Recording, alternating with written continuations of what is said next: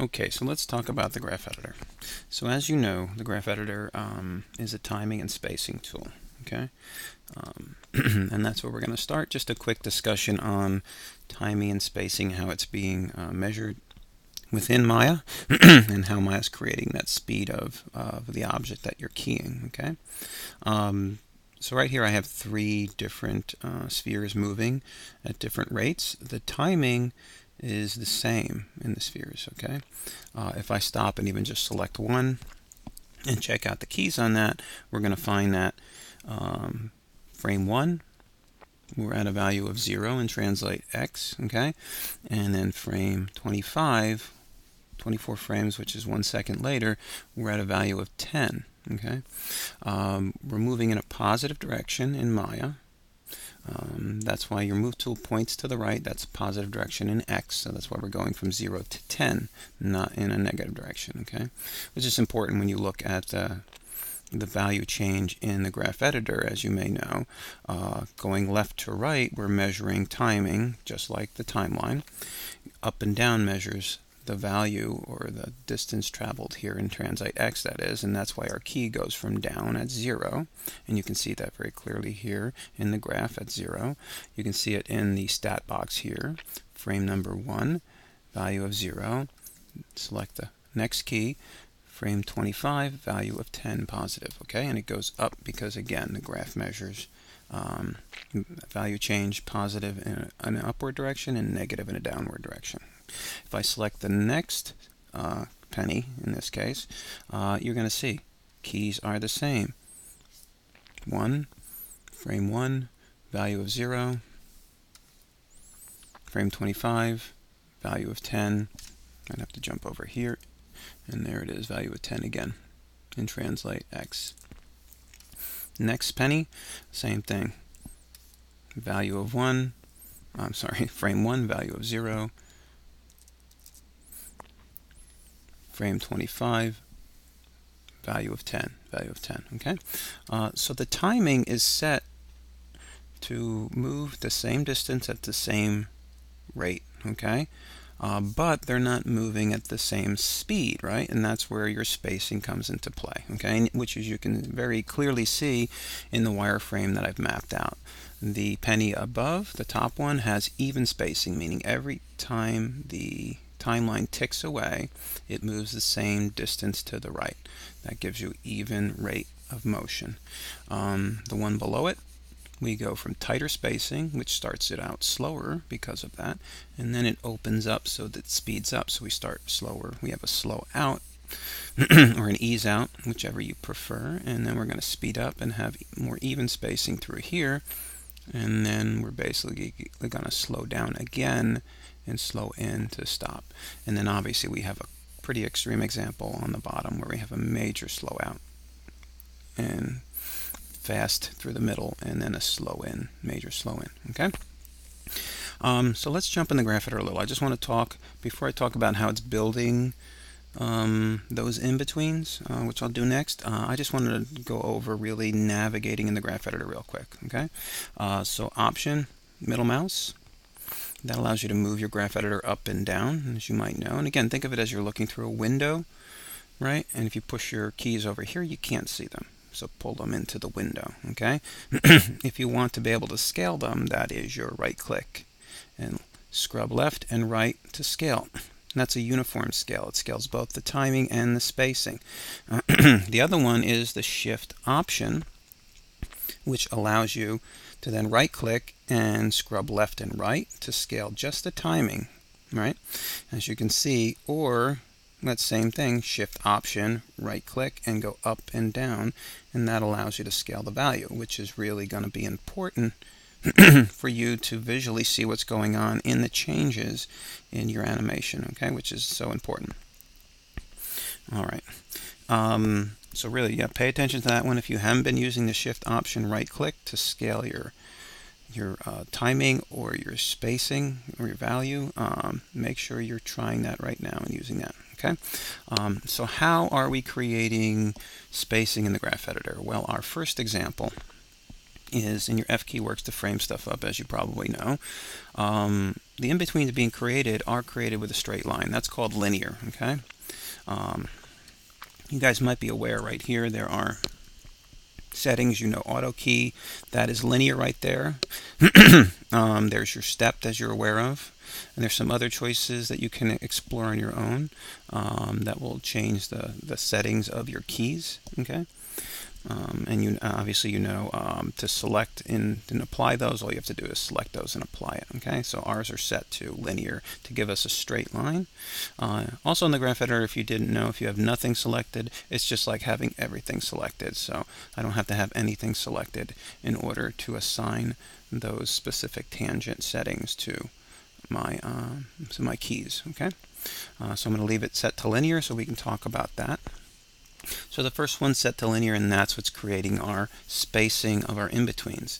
The next one is set to auto-tangent, and that gives us a slight flattening to begin with, which is a flatter curve, and then we go more steep, and then we flatten out again, and then here we have an extreme, the use of keys to shape the curve to be very flat and very steep and very flat. Okay, so how is that being created within Maya? Well, first off, we'll just go over that. I've already mentioned the stat boxes. Okay, so you're going to find your timing and your spacing in there. Tangents, right? Keys, all that terminology you guys should be familiar with. This is called the out tangent, the curve coming from the out to the right of the key. We call that the out tangent, and we want to pay attention to whether it's flat or steep. It's very helpful to understand the speed in which we're moving. And then the in tangent, whether we're slowing in as we are here and starting to flatten out, or coming in steeper and coming in fast. So the out and in tangents, that's what they're called. Tangent handles. Okay, the tangent itself, you can call it a curve or a spline or a tangent, whatever you prefer. Okay, and then your break tangent handle and unified tangent handle, which might come in handy for you, just to remind you about. So how is Maya creating the in-betweens? Okay, so this is our first scenario. And Maya, to create them, it's basically going to read the value. We've created value on the keys, and those are kind of stamped into the graph, right? And then the curve, depending on the shape, is going to create values also.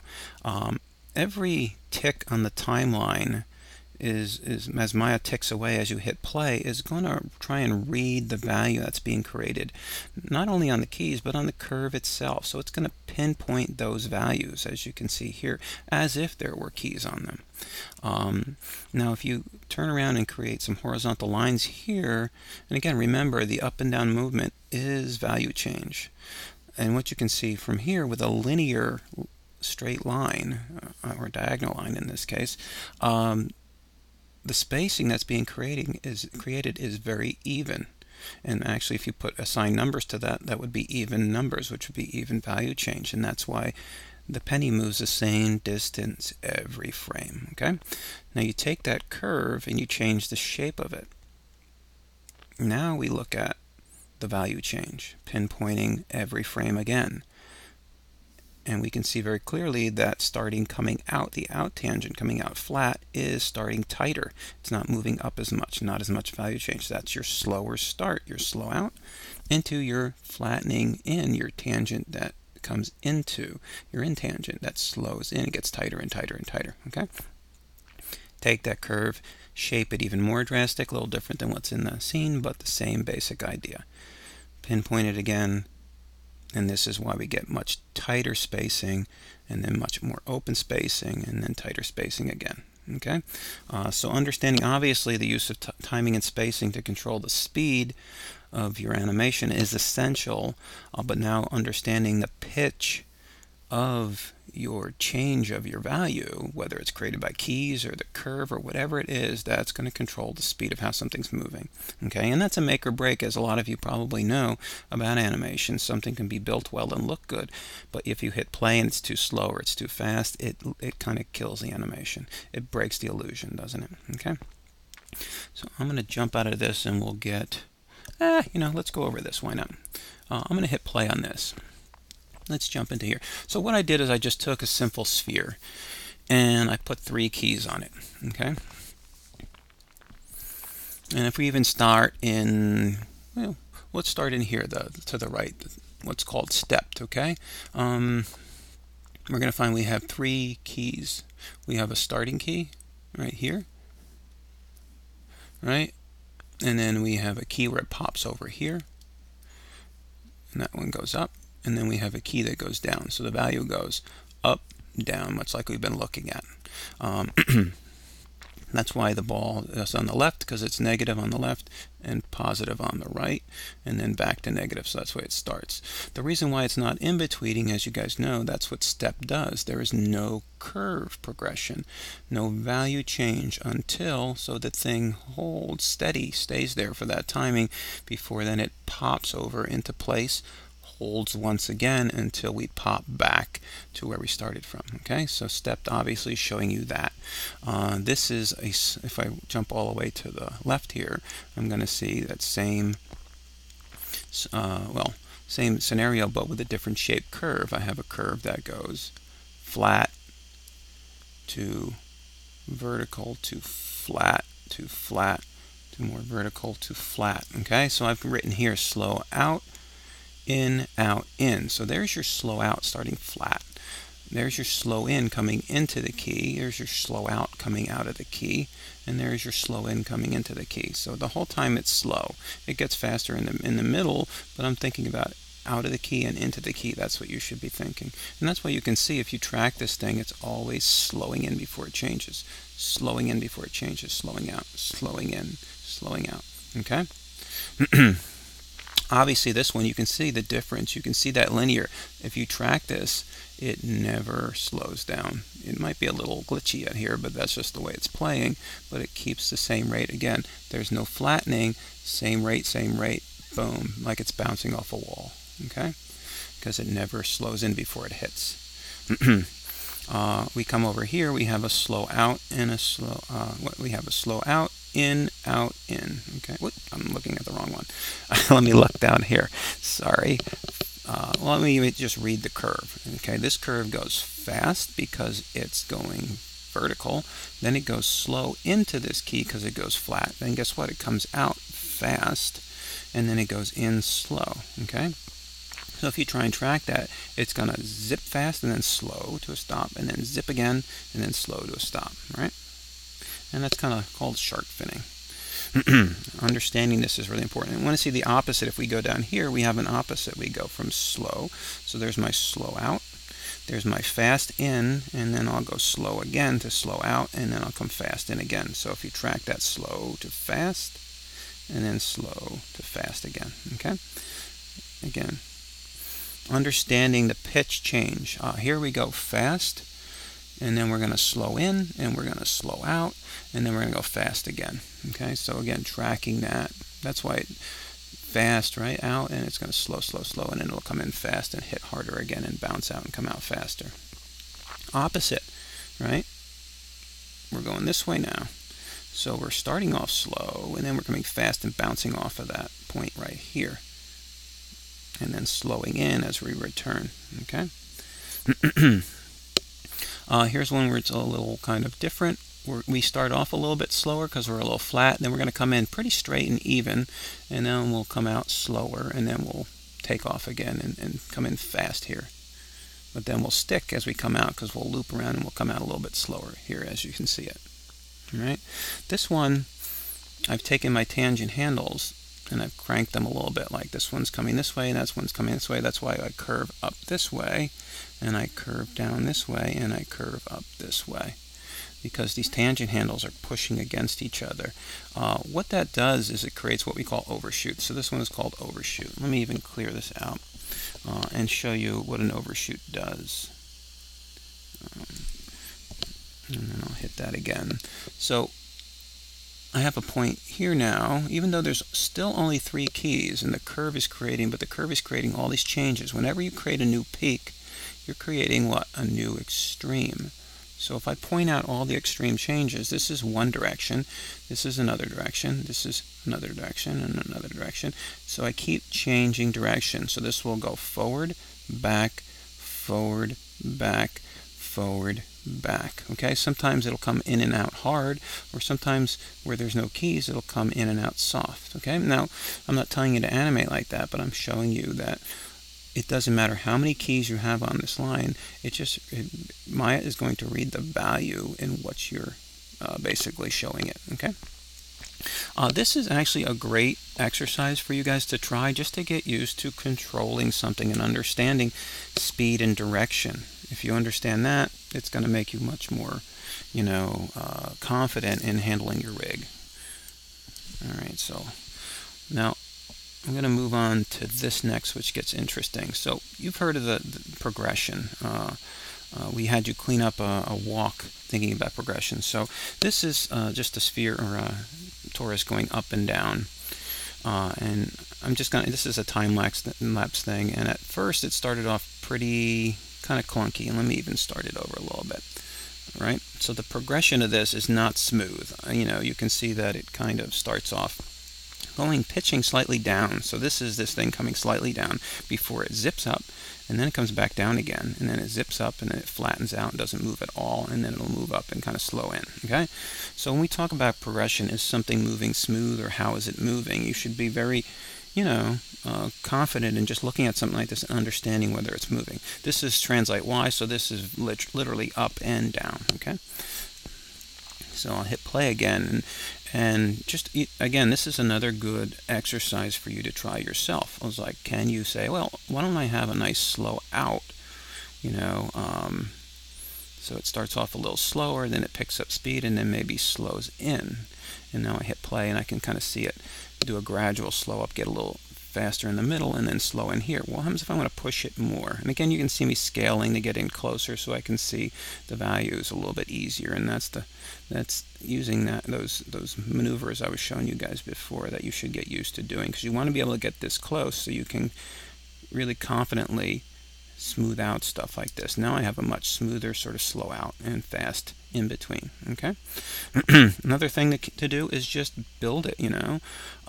Take a simple piece of geometry like this and just control it very clearly and get used to this, because this is what we're going to be doing when we animate and we start breaking down our scene next. Okay, we're going to really start controlling our animation in the graph editor, as well as building it by keying our rig and posing our rig and understanding how things are moving.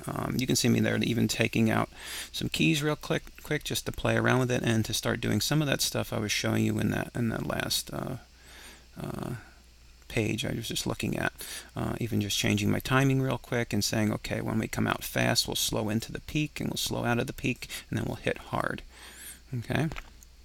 And then you can see me just change it completely opposite. Maybe I'll pull these up, those keys up, and I'll pull them down. And then even now, I can break my tangents and do this. So this is all, I just want to show you this real time, is like, if you can do this and you understand this and you're confident like this, this is what you want.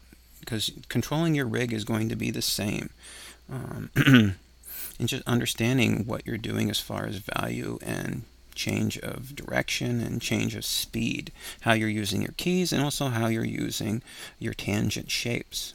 Okay, here's something a little more complicated, where I've taken this that torus again, and I've kind of skidded it to a halt. So I'm using two channels. I'm using in this case translate X side to side and a rotate Z to have it tilt back. And then what you're going to see me do is I'm just going to isolate this just to look at each channel at a time. So I've muted the rotate Z so it doesn't rotate, and it just goes forward and skids, right?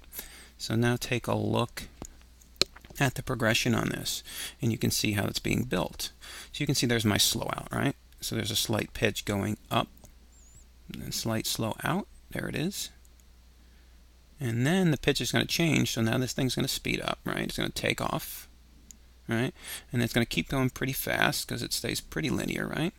And then if I get in closer here, you're going to see that all of a sudden this thing gives almost a stop to try and hit the brakes, and then it's going to lurch forward and then go backwards and forwards and backwards and forwards and then slow into a halt.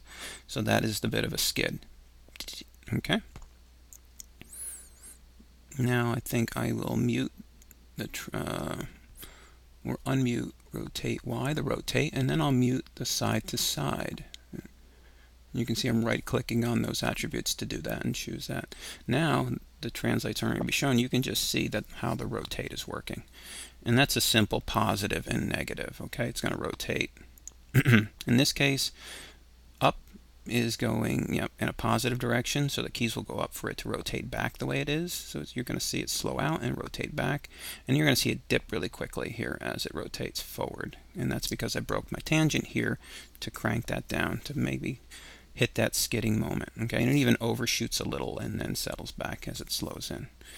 So once again, I will unmute that, play it all together, and see how it works together. Okay. Now that's the great thing about the graph editor. You can isolate your ideas, focus on one thing. You don't look at more than one tangent at a time unless you're because they're working together or against each other. But you make a plan in how something's supposed to be driven, and you'll see me do that as we kind of move forward with some more demos as far as using the graph editor as I block out my scene. Okay. So I hopefully that points you in the right direction. My best advice to you is to try simple little ideas like this, using simple pieces of geometry and just controlling them and getting used to navigating in the graph editor. If you don't use the graph editor, you are not succeeding in this class or as an animator. So you have to dive in if you're shying away from it right now. Okay, guys, I will see you in our next video. Okay, bye-bye.